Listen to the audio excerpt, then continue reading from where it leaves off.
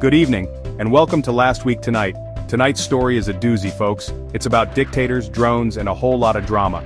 We're talking about Bashar al-Assad, the now former president of Syria. You see, Bashar's had a bit of a rough patch lately. Okay, rough patch might be an understatement. It's more like his entire world went up in flames, and he barely escaped with his life. For years, Assad ruled Syria with an iron fist. He inherited the gig from his dad, because dictatorships, it's a family business apparently. But recently, things went south, and I'm not talking about a vacation to the Dead Sea. Rebel forces, fed up with Assad's antics, decided they'd had enough. They launched a full-on assault pushing towards the capital, Damascus. And Bashar? Well, he found himself in a bit of a pickle. As the rebel forces closed in, Assad had to make a quick decision. Stay and fight, or flee and live to see another day. He chose the latter. With a plan that seemed straight out of a spy movie, he orchestrated a dramatic escape. Disguised and under the cover of night, Assad slipped past his own security forces. He boarded a helicopter that whisked him away to an undisclosed location, safe for now, but his future remains uncertain. Where will he go? What will he do next? Only time will tell.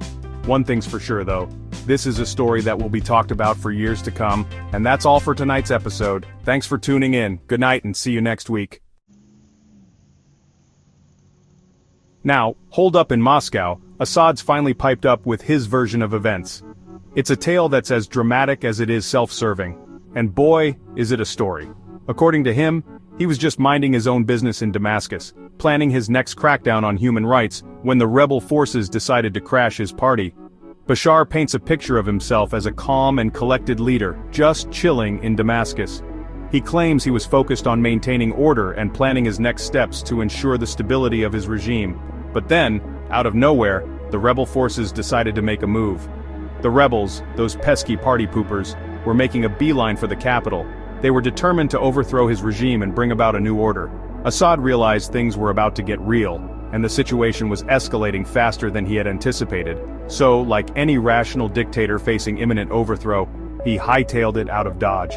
He knew that staying in Damascus would mean certain capture or worse. So, he made a quick decision to flee the city and seek refuge elsewhere. His destination? The Hmeimim airbase, a Russian haven on the Syrian coast. It was a strategic move as the airbase was heavily fortified and provided a safe haven for Assad and his loyalists. Seemed like a good idea at the time. Safe, secure, lousy room service. Assad thought he could regroup and plan his next move from the safety of the airbase. But things didn't go as smoothly as he had hoped.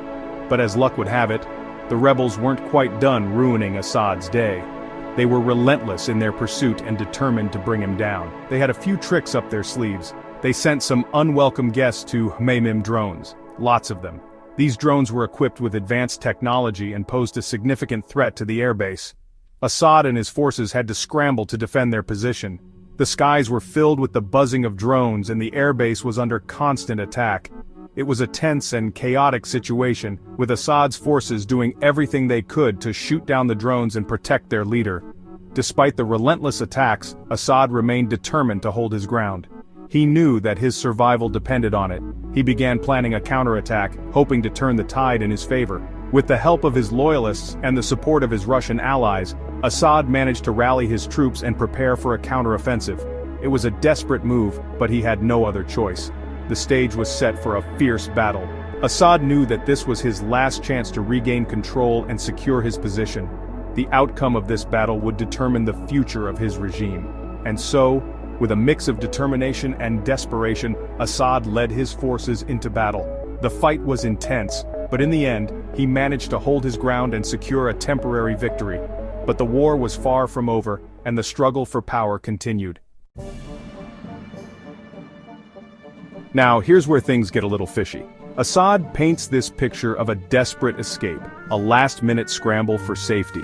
He claims he never wanted to leave Damascus, that he was forced out by those pesky, drone-loving rebels. But whispers from the intelligence community tell a different story. A story of a carefully planned exit strategy, months in the making. They say Assad saw the writing on the wall long ago. The rebels were gaining ground, his grip on power was slipping, and his best chance of survival was a one-way ticket out of Dodge. Was Hmeimim under attack? Probably.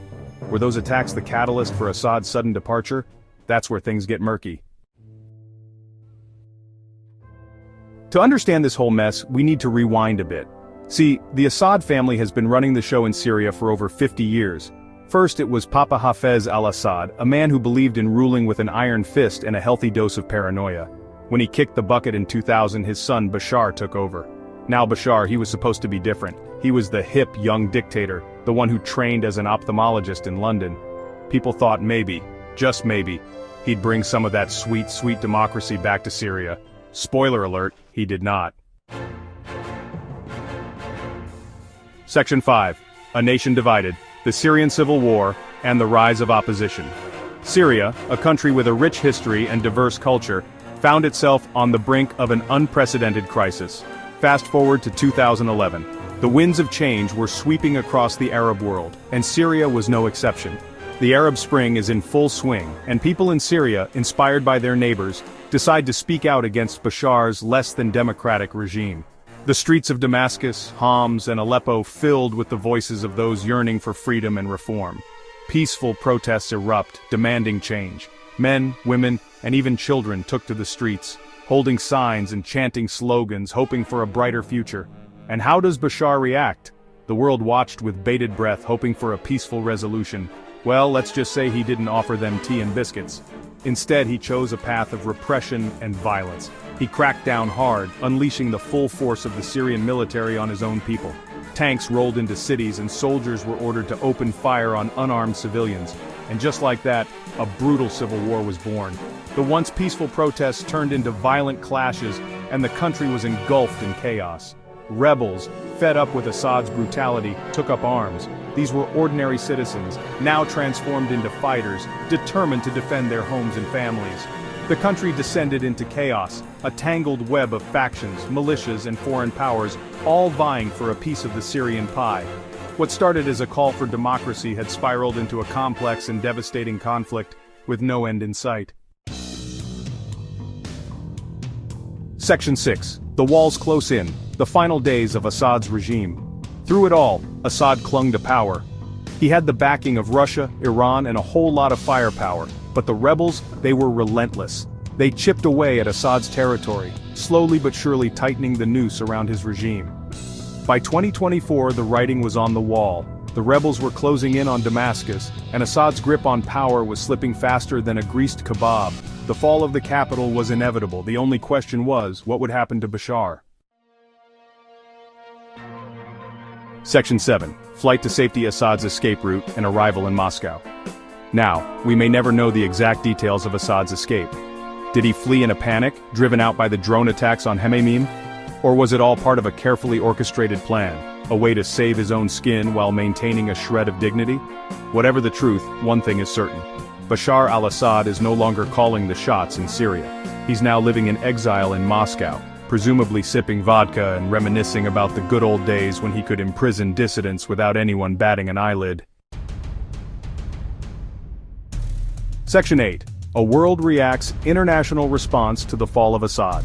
The world, as you can imagine, has had a lot to say about Assad's downfall. The West, who spent years condemning his human rights abuses, are breathing a collective sigh of relief. Russia, on the other hand, is playing it cool, like they totally expected their puppet dictator to get ousted. But amidst all the geopolitical posturing, one thing is clear: Syria is a mess. The country is in ruins, its people are scattered, and the future is uncertain. Section 9. An uncertain future, the road ahead for Syria. So what happens next? That's the million-dollar question, and nobody has a crystal ball. The rebels, now in control of most of the country, face the daunting task of rebuilding from the ashes. Can they unite a fractured nation? Can they establish a stable government? And can they resist the temptation to become the very tyrants they fought so hard to overthrow? Only time will tell what the future holds for Syria. But one thing is for sure: the shadow of Bashar al-Assad will loom large for years to come. And that, my friends, is the real tragedy of this whole sorry saga. That's our show, folks. We'll be right back.